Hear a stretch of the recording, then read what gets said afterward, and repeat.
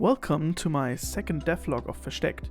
The last week was not really productive, but I still want you to show the progress I made. I used the time to test a lot with my friends to get some feedback, especially feedback from players who play the game for the first time, since I want it to be as easy to learn as possible. Because a lot of people asked me why this is my most focused point on this whole game, I want to reference to a very good video I found on YouTube. I found it on my own research for games I can play with the lady I live with, and it seems to be the same situation this YouTuber had. I link you the video in the description. Last year, the lady I live with, also known as my wife, asked if she could try out one of the games I've been playing. She described it as the one with the cute little ghost guy, and after scrolling through my entire library, I realized she was talking about Hollow Knight. Given the fact that her experience with video games at that point consisted of the occasional race in Mario Kart and a smattering of Crash Bandicoot levels from when she was a kid, I knew with fair confidence that her playing Hollow Knight would go terribly. So obviously I booted it up and set her into the world. So the first feedback I got was, I don't know how to find other players.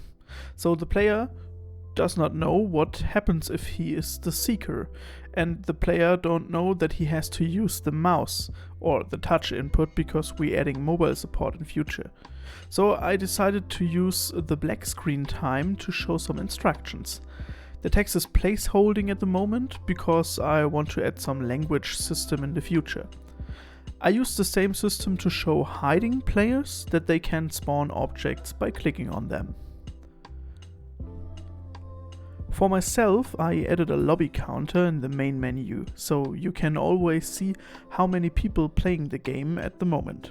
This was very easy to implement, since the whole lobby system already has a REST API service. I just needed to add one more command. And yes, that was all. Last but not least, I removed a very annoying bug where players which are nameless appear as ghosts without a nameplate. So I decided to call them unknown players if they connect and have no username. In the future I will make maybe a funny name list, and then the program chooses one name if you don't have any name, because unknown player is a little bit lame. At the moment I'm struggling on the Steam game publish process because I can't get rid of the identification process.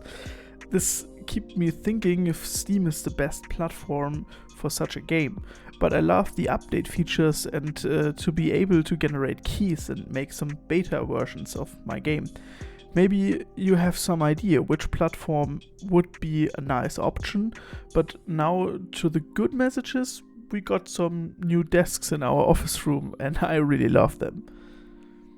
In the next week I add the most wished feature to the game, a system with abilities which can be picked up by the players.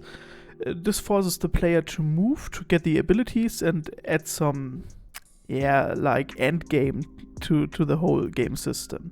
And if I have some time left, I will start on making more sounds and a small ambient soundtrack for the menu and the maps, because the actual one is a little bit annoying. Thank you for watching, and if you have some ideas, feel free to leave a comment. And if you want to follow my path, just subscribe to the channel.